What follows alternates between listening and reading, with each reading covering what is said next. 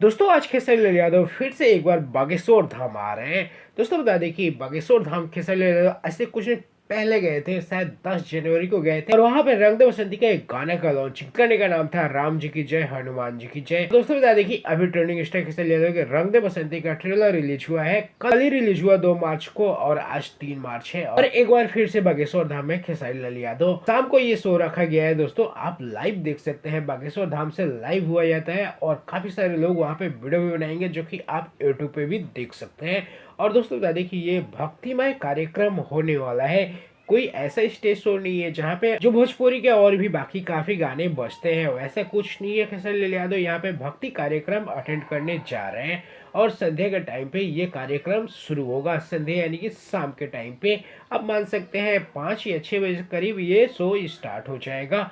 और दोस्तों बता दें कि अभी Khesari Lal Yadav back to back हर दिन स्टेज शो कर रहे हैं, आप लगातार उठा के देख लीजिए। मैं तो सितंबर से देख रहा हूँ खेसारी लाल यादव कहीं ना कहीं हर दिन एक स्टेज शो कर रहे हैं। और कल का स्टेज शो तो आरजेडी के लिए, लालू प्रसाद यादव के लिए, तेजस्वी यादव के लिए गांधी मैदान में रात भर स्टेज शो किया है खेसारी लाल यादव ने।